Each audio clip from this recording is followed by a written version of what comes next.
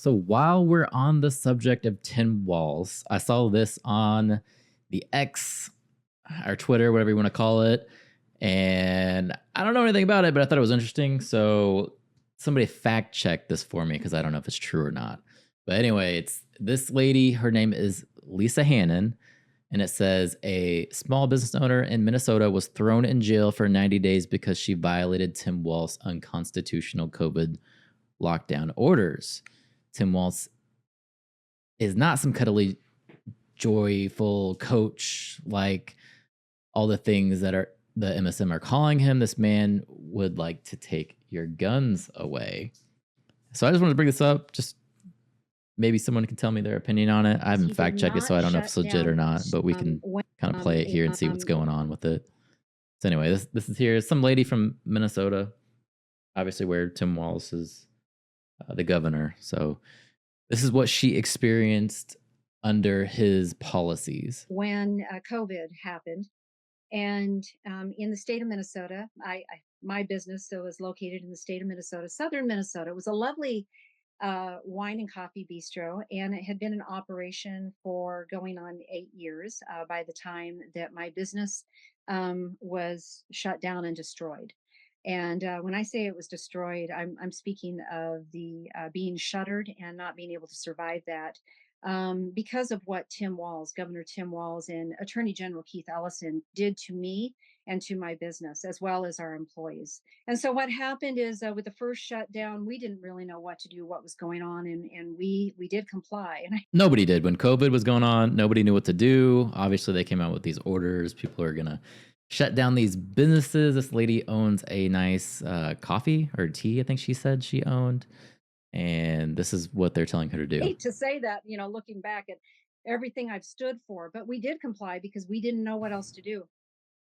He never fully opened up the state. To point this out, who did he shut down? Governor Walz shut down only some of the businesses. The essential businesses got to stay open. So I guess that means that we were a non-essential business, but so he shut down bars. You think a coffee shop or a tea or bar, whatever she said she was, I think she said it might have been a bar or something.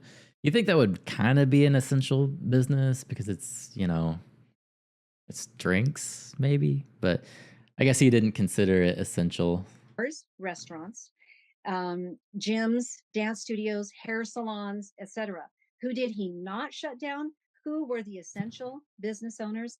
That would have been your big box stores with Sure. hundreds and hundreds of people coming to visit through their doors a day, mingling and being close. He did not shut down liquor stores. He did not shut down strip clubs. So So she's saying Walmart gets to stay open, but her little mom and pop shop didn't get to actually stay open. But the strip club for sure was definitely going on there. If people are working there, it should be essential. I mean, in my opinion, looking back on this now, obviously these places shouldn't have been shut down. They should have killed all these small businesses. But we know that now, looking back at it, to know that this wasn't necessarily that serious. But you can definitely see the emotional pain that she has from losing her business. So think about the contrast there. He shut down a lot of the mom and pop shops, those folks that were just Yeah. trying to make a living and provide a great product and a great service. In contrast, he allowed big box stores, et cetera, to stay open. Really incredible, an incredible use of tyranny against the people. So we opened up. I can't tell you for sure how long we were open, but immediately within 24 to 48 hours, the state came down on us with a vengeance. They attacked me, a woman, small business owner, as well as other small business owners in the state of Minnesota. They came down, they sent the health department down, they sent everything they could against us. They employed all of their resources against we the people. I went to court. I was found guilty. Was precipitated. She was found guilty of keeping her own business open. It's just insane to think, like, she's just trying to run her little business and they found her guilty of running her business. and put on me by the, you got to go all the way to the top. That again, that'd be Tim Walz and Attorney General Keith Ellison. I was given sentenced to 90 days, which was the max sentencing, and I was also fined $1,000, which was the max fine for this supposed thing that I did, where I was standing on my rights and totally protected by the Constitution of the United States of America. I can believe it. Didn't California arrest one person for surfing during COVID? I'm sure they did. They were doing a lot of crazy things. But when you have rogue judges, rogue government, attorney general, et cetera, they're all in lockstep with each other. It doesn't go very well for the people. And this is what we need to be standing against. And this is the story that America needs to know. This is the story that America needs to hear.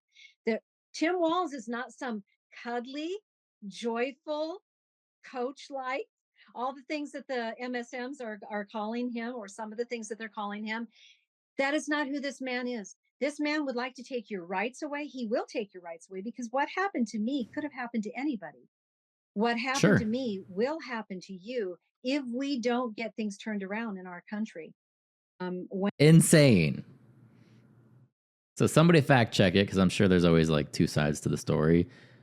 But it definitely sounds straightforward that they put her in jail for 90 days just for running her business, which is just, it's hard for me to wrap my head around something like that. Like, I just I can't believe it. And then just to follow it up, this is what somebody posted in response. And he says, Tim Walz ordered police to enforce curfew by shooting citizens sitting on their porches with paintball guns in 2020. And I remember seeing this video initially when it went around. This shit is even more insane. Oh, there's more. Look at this.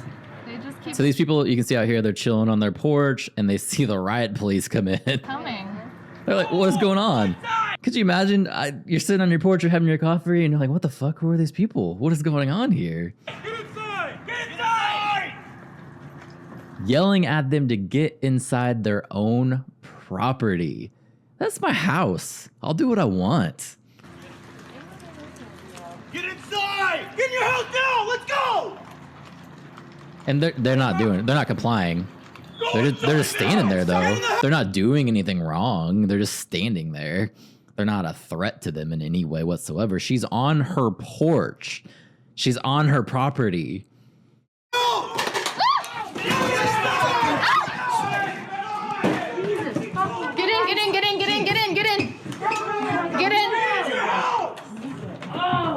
That had to hurt. Are you okay? Right on the fucking crotch. Are you okay? You got hit? I'm good. They're fucked for that, dude. Yeah. Okay. Yeah, that's wrong. Running through the neighborhood with armored vehicles like this is Iraq or something. What the hell? See, I was pretty much gone during COVID. I was doing something overseas, and I didn't experience any of this stuff. But when I watch these videos, looking back on it, I am just like, WTF? What happened there? It's insane. This is America.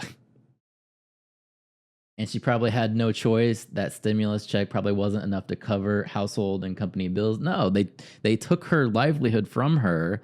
And what was she supposed to do? Get a PPP loan for her failed business and live off of that? Is that her plan? Like, I'm sure a woman with that kind of work ethic doesn't want to live off the government. She doesn't want your stupid loan. She wants to work. And if you're scared, don't go to her business. You stay your ass at home. Anyway, that was my outrage for the day. Someone fact check that.